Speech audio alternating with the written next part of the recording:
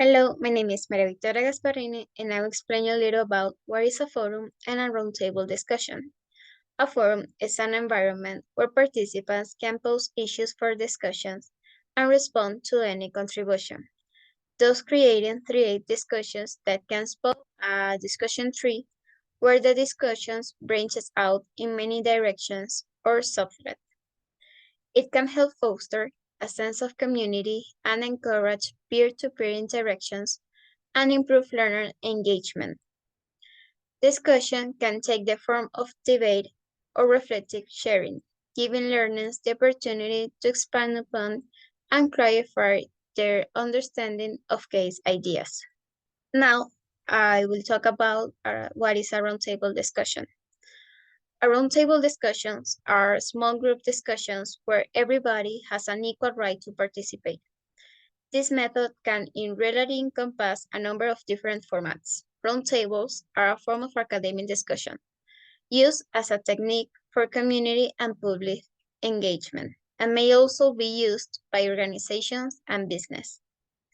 The general purpose of a roundtable is to hold a close discussions and exploration of a specific topic. A roundtable holding all participants on equal footing aims to confront issues rather than people.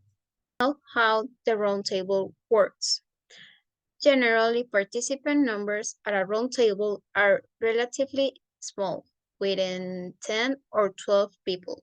However, larger numbers are manageable if participants are split up into smaller groups. Participants are usually invited by the organizer a few weeks in advance of an event, given the range of contexts in which roundtables are used.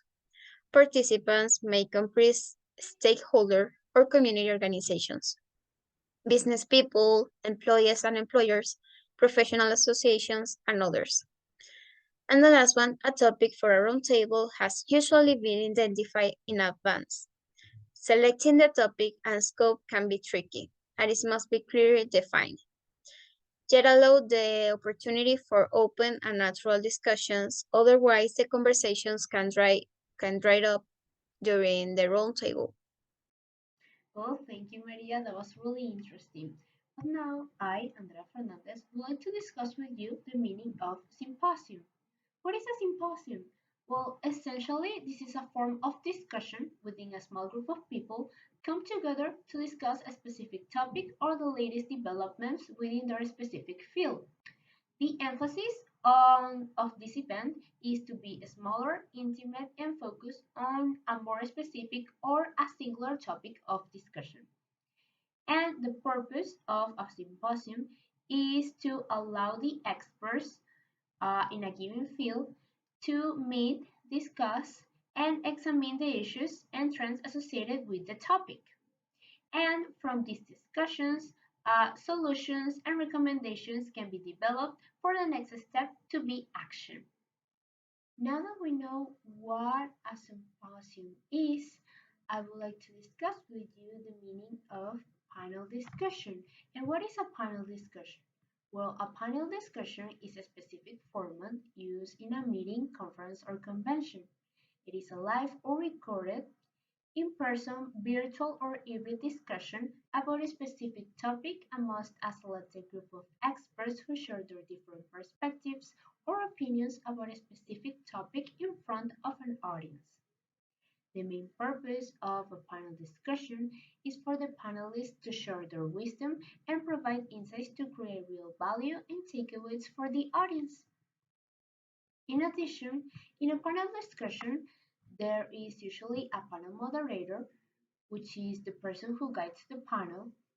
There are also panelists, who are a group of people, a group of experts who share facts, offer opinions, respond to audience questions, and also a panel discussion usually lasts between 60 to 90 minutes.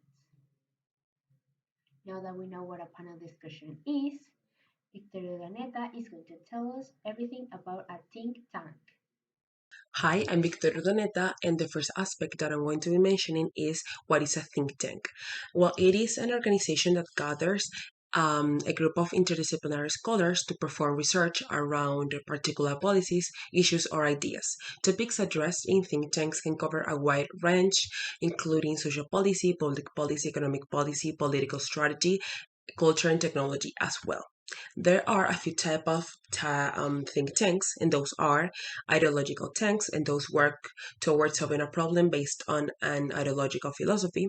The other one is specialist tanks, and those have a specific thematic focus, such as foreign policy or even poverty. Then we have subnational tanks, and those are government related think tanks that work at smaller stages than the national level. Okay, and at least we have practical tanks, then those ones conduct more practical efforts such as funding charity projects. The objective of think tanks is to combine knowledge and policy making to impact future policy processes. The last aspect that is going to be mentioned in this presentation is oral report. It consists of an individual or group of people verbally addressing an audience on a particular topic. So it is good to practice to engage the audience and to have them interact during your presentation. Some examples of ways to ensure audience interaction are asking questions, testing the audience, providing a quiz, also allowing the audience to ask you questions. And a very good one is asking someone to volunteer if there are any type of demonstrations in the presentation. And when it comes to you using visual aids, in many of our presentations, you will be allowed or required to use visual aids, such as slides, images, props, whatever, to engage the audience. So you have to keep your visual aids clear as possible and to the point and ensure that they are easily readable by your audience. So yeah, thank you for your attention and I hope you like this presentation.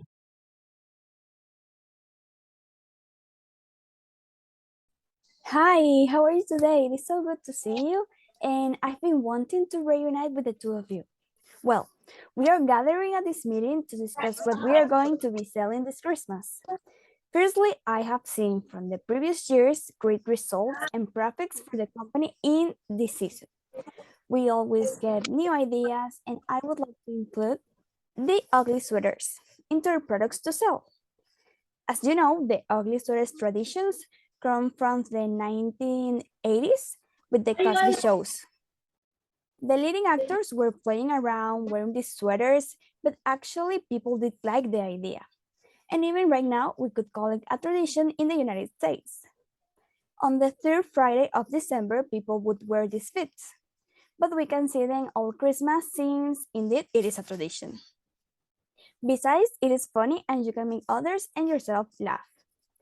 My proposition for this year is to create really ugly sweaters that can attract people's attention. But for this, we need, some funny and hideous ideas.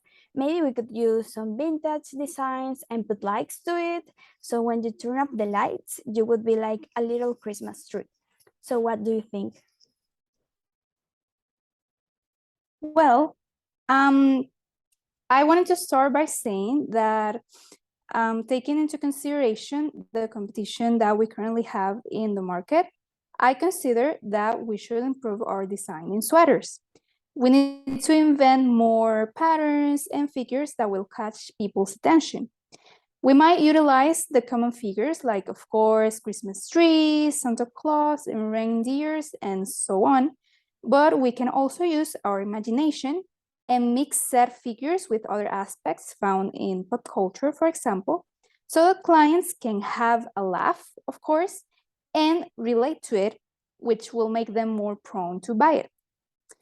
About our director's idea, I believe that it is a great one, and I think that lights could be very captivating and attract more clients.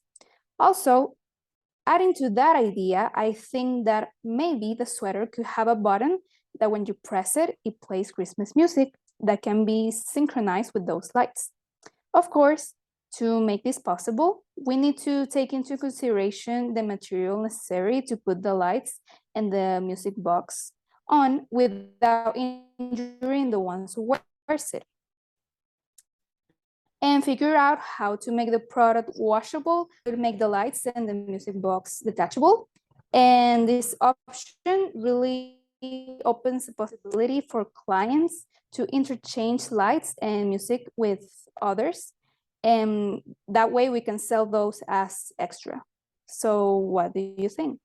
Well, ladies, I think it's a great idea, and I would like to ask Anthony what he thinks about. Well, according to my workers, I am agree with this idea because I think that it is an important tradition that we could bring up here and use that idea of the ugly sweaters to combine with a fashionable thing. For example, we can create sets or even bring like a little bit of colors or patterns or even figures in order to create these ugly sweaters, but in a kind of fashionable way. I am totally agree with the idea of the ugly sweaters, but with a little extra details or a little bit of change, and we can use this to create our own ugly sweaters in a specific way in order to achieve the necessity of our public. Well, that's amazing. I'm going to take into consideration both of your ideas. And well, I'll study the market, and I hope that we will have a great season this year. Thank you so much. Thank you.